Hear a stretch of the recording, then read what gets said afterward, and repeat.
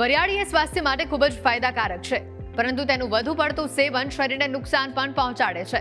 હવે તમને થશે કે વરિયાળી ખાવાથી કંઈ નુકસાન થતા હશે, પણ તમને જાણીને નવાઈ લાગશે કે વરિયાળીના વધુ પડતા સેવનથી હોર્મોનલ અસરો, પાચનમાં તકલીફ ઊભી થાય છે. સાથે જ સ્તનપાન કરાવતી સ્ત્રીઓએ તો ખાસ સાવધાની સાથે વરિયાળીનું સેવન કરવું જોઈએ, નહીં તો તેમના માટે આ મોટું નુકસાન સાબિત થઈ શકે છે. જાણો કેવી રીતે. વરિયાળીનો ઉપયોગ મસાલા તરીકે અથવા માઉથ ફ્રેશનર તરીકે થાય છે. ખોરાક ખાધા પછી લોકો તેને ઘણીવાર ચાવે છે. કેટલાક લોકો તેને દિવસભર ખાતા રહે છે. ઉનાળામાં તેનું વધુ પડતું સેવન કરવાથી ઘણા જ નુકસાન થાય છે. વરિયાળીમાં એવા સંયોજનો હોય છે કે જે એસ્ટ્રોજન જેવી અસર ધરાવે છે.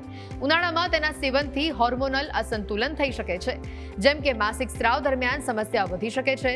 સાથે જ સગર્ભા અને સ્તનપાન કરાવતી સ્ત્રીઓએ સાવધાની સાથે વરિયાળીનું સેવન કરવું જોઈએ, કારણ કે વરિયાળીમાં હાજર એસ્ટ્રોજન જેવા સંયોજનો હોર્મોનના સ્તરને અસર પહોંચાડે છે. જો કે વરિયાળી ખાવાથી પાચન ક્રિયામાં મદદ મળે છે.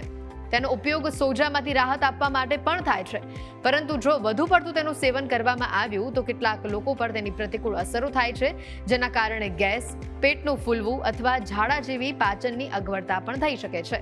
વરિયાળીમાં એવા સંયોજનો હોય છે કે જે સૂર્યપ્રકાશ પ્રત્યે સંવેદનશીલતા વધારી દે છે. ઉનાળામાં જ્યારે સૂર્યના સંપર્કમાં વધુ હોવ છો તમે, ત્યારે વધુ માત્રામાં જો વરિયાળીનું સેવન કર્યું હોય તો જે તે વ્યક્તિને સૂર્યના લાંબા સમય સુધી સંપર્કમાં રહેવાથી સનબર્ન અથવા ત્વચામાં બળતરા થવાનું જોખમ પણ વધી જાય છે.